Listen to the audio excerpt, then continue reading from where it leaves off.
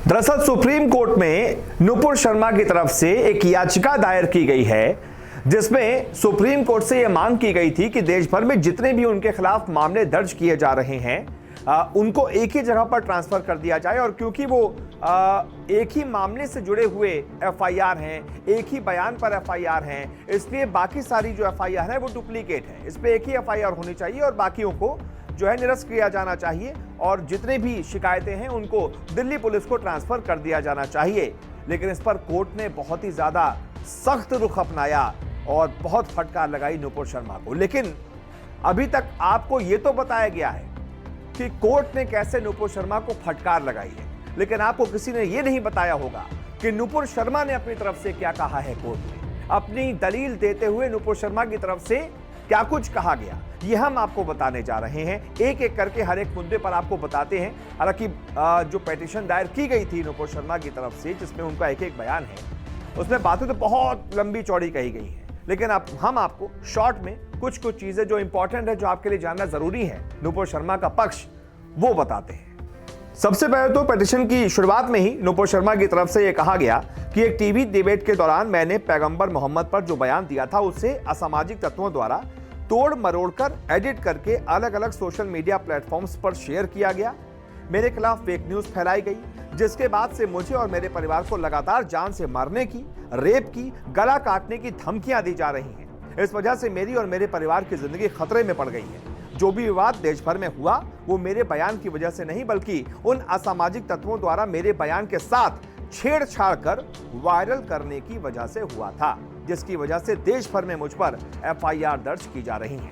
यानी कि नुपुर ये कह रही हैं कि उन्होंने गलत बयान नहीं दिया था, उनके बयान के साथ छेड़छाड़ की गई, उसको एडिट किया गया, उसको और भड़काऊ बनाया गया, एक फेक न्यूज बनाई गई और उसके बाद उसे एंटी सोशल एलिमेंट्स ने पूरे देश भर में अलग अलग सोशल मीडिया प्लेटफॉर्म्स पर शेयर कर दिया।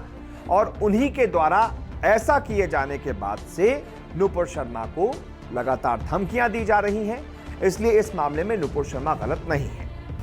इसके बाद उन्होंने कहा कि मुझे मिल रही धमकियों पर कुछ करने के बजाय उल्टा मुझ पर ही अलग अलग राज्यों में एक के बाद एक कई एफआईआर दर्ज की जा रही हैं। ऐसी एफआईआर दर्ज कर मेरी आवाज को दबाने की कोशिश की जा रही है और मुझे संविधान द्वारा दिए गए बोलने के अधिकार को छीनने की कोशिश की जा रही है।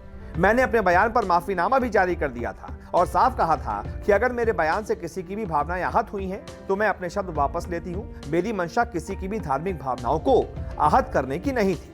जितने भी आरोप, एफआईआर, धाराएं और शिकायतें मेरे खिलाफ की गई हैं, सब गलत है। इन्हें कोर्ट को डिसमिस कर देना चाहिए। इतना ही नहीं, इसके बाद नुपुर शर्मा की तरफ से यह कहा गया कि जितनी भी ये सारी तमाम एफआईआर देश के अलग अलग राज्यों में की जा रही हैं, उनको एक जगह पर ट्रांसफर किया जाना चाहिए।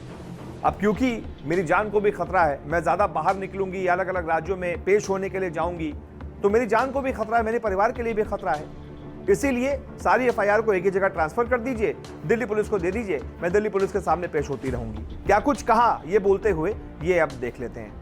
नुपुर ने कहा कि चूंकि सारी एफआईआर एक ही मामले से जुड़ी हुई हैं और मेरे एक ही बयान पर की जा रही हैं, ऐसे में बाकी एफआईआर को भारतीय संविधान के आर्टिकल 32 के तहत या तो निरस्त कर दिया जाए या फिर सारे केस दिल्ली पुलिस को सौंप दिए जाए। इसके बाद नुपुर ने कहा असम, कर्नाटक, राजस्थान, आंध्र प्रदेश, उत्तर प्रदेश, मुंबई, तेलंगाना, ठाणे, भिवंडी, पश्चिम बंगाल, नई दिल्ली समेत कई जगहों पर मुझे बिना बताए ही मेरे ऊपर एफआईआर दर्ज की जा रही है। मैं चाहती हूं कि मुझे ऑनलाइन माध्यम से कोर्ट की कार्रवाइयों से जुड़ने की अनुमति दी जाए। और उसके बाद जो उन्होंने कहा वो जानना आपके लिए बहुत जरूरी है, क्योंकि उनके खिलाफ किस तरीके से एक तरीके से हेट फैलाई जा रही थी और उनके खिलाफ इस तरीके से लोगों को उकसाया जा रहा था कि वो लोग नुपुर शर्मा का सिर कलम कर दें। नुपुर ने कहा 29 मई 2022 को AIMIM इंकलाब नाम की पार्टी ने हैदराबाद में मेरा सर काटने वाले को 1 करोड़ रुपए का इनाम देने का ऐलान किया, जिसके बाद पाकिस्तान के एक ट्विटर हैंडल से मेरा सर धड़ से अलग करने वाले को 5 मिलियन पाकिस्तानी रुपए यानी लगभग की 19 लाख रुपए के आसपास देने का ऐलान किया, जिसके बाद AIMIM अध्यक्ष असदुद्दीन ओवैसी की तरफ से हजारों लोगों की भीड़ के सामने मेरे खिलाफ लोगों को भड़काने वाला बयान दिया गया। इतना ही नहीं, मेरा सर कलम करने जैसी लाखों धमकियां मुझे मिली हैं, जो सारी धमकियां पब्लिक डोमेन में मौजूद हैं। अब ऐसे में मुझ पर क्या बीत रही होगी ये आप समझ सकते हैं। कोर्ट को अपना पक्ष रखते हुए नुपुर की तरफ से, उनके वकील की तरफ से ये लिखित में दिया गया है।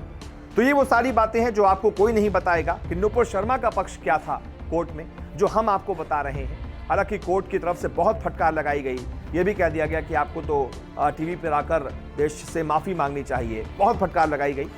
और खबर तो ये भी आ रही है कि अब इससे आगे भी चीफ जस्टिस के पास शायद नुपुर शर्मा चली गई हैं कि जो भी उनके खिलाफ स्टेटमेंट दिया गया है कोर्ट की तरफ से उसे विड्रॉ किया जाना चाहिए। देखते हैं इस मामले पर आगे क्या होता है। फिलहाल इस वीडियो को देखने के लिए बहुत बहुत शुक्रिया।